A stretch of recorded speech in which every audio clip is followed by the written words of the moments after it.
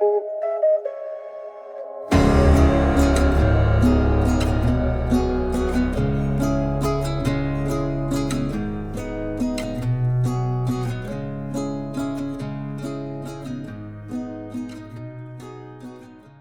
everyone, hope you all are well.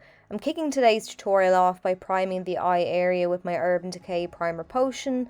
I'm adding a few swipes of this across the lid, and now I'm using this flat brush from my Vanity Planet brush set just to pat and press this shadow primer into the skin. So adding primer will allow the shadows to apply nice and smoothly, it'll enable them to blend nice and easily, and it'll make sure that they last all day long as well. So it's been highly requested for me to do a tutorial with the Too Faced Sweet Peach palette, so I bought it recently. I actually don't know why I hadn't bought it up until this point, but that's what we're basing the look around today. So I'm beginning with the shade Georgia, which is a warm peachy orange shade that has a matte finish to it. And I'm picking this up on a fluffy crown brush, blending brush, and I'm adding this into the crease now. And I suppose this has a kind of like a semi-sheer colour payoff, and like a lot of these shades, which I did come to realise, it has a powdery texture to it. So when you dip your brush into the pan, the shadow does crumble, so really make sure to tap off that excess shadow, or you're going to have it all down your face when you're blending these shadows. In saying that though, this shade does have a nice coverage to it. It's buildable, so the coverage then you can build it up over time, but it does take a bit of work to get it looking nice and vibrant. So I've just added a couple of layers and blended until I was happy with the outcome. So I'm switching then to a small Smashbox definer brush, and I've gathered up a bit more of that Georgia shade, and now I'm sweeping this down along the lower lash line all the way across and into that inner corner. And I have a bit of dryness to my under eye at the minute, which the shadows do unfortunately cling to, so please just look past that. But the next shade then I'm taking is called Candied Peach, and this is definitely more of a medium kind of pinky orange shadow.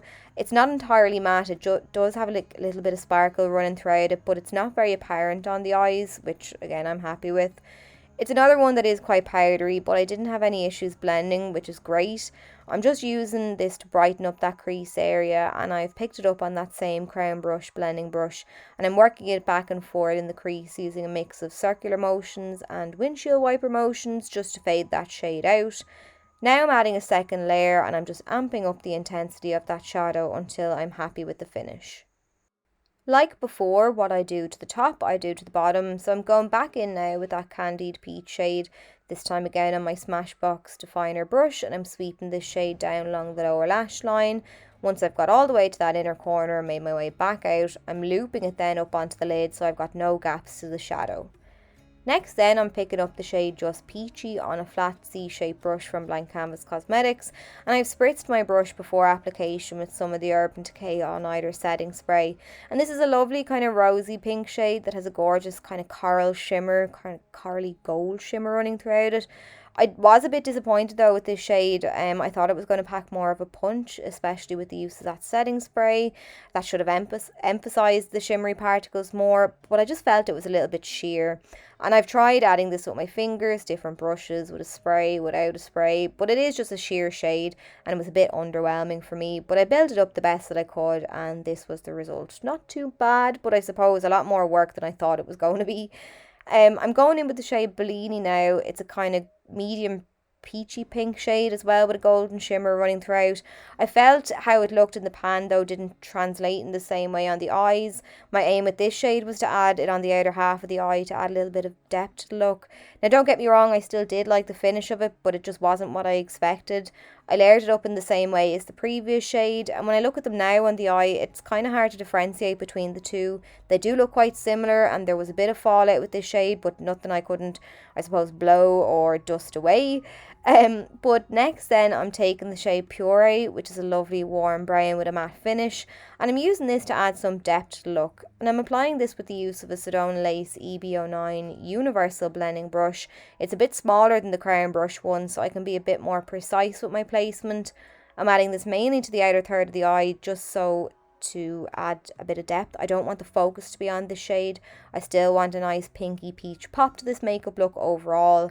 This shade definitely wasn't as crumbly or dusty in the pan like the others, and it applied and blended well, I found. So I'm using that Smashbox definer brush again.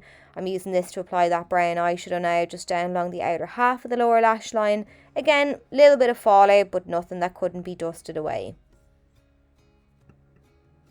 Now I'm taking the shade Summer Yum, and this is a deeper, more reddy brown with a matte finish to it. I'm starting by tapping this in at the lash line on that outer third, and then I'm using circular motions to swirl this up as far as the crease. I'm using swirling motions and then going back and forward using circular motions on that outer edge, and then I'm going to sweep this across and into the crease. And when I get to that outer corner, I'm flicking my brush upwards and outwards just to give me a nice elongated look to the eyes.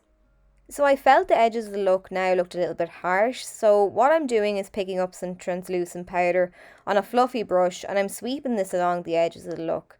This will soften those edges without adding any more shadow, so it's a nice trick if you're struggling with your blending. I am being careful though not to overblend. I still want you to see the shape of the shadows. I'm going back in now with that Summer Yum shade and I'm using the Smashbox brush again just to wriggle this down along the outer third of the lower lash line, and I kind of felt the edges there looked a little bit harsh, so I'm going back in with the Crown brush and I'm using the excess product on it just to wriggle along that lower lash line and really buff and blend out those edges. Now at the minute I kind of felt as well that the shadows were sticking to that dry patch that I had, so I've just blended it out the best that I could. But I'm using now a nude liner from Colourpop just to line the waterline. This will just add a nice bit of brightness to that area and it'll make the eyes look a little bit larger too. Moving back to the palette now, I'm taking the shade Nectar, which is a nice kind of, I suppose, a yellowy champagne-y colour, and I've added the Ritzy lashes from Kiss. So I've picked up that Nectar shade on a bullet-shaped brush from Wet n Wild, and I'm just wriggling this around the tear duct of the eye, and the kind of golden particles in this I think really pop nicely with the golden shimmery particles on the lid. It just ties the look together nicely. Then I'm using the Lancome Lashy Doll mascara to coat the bottom lashes and also to blend my own lashes in with the false ones. But then that's it.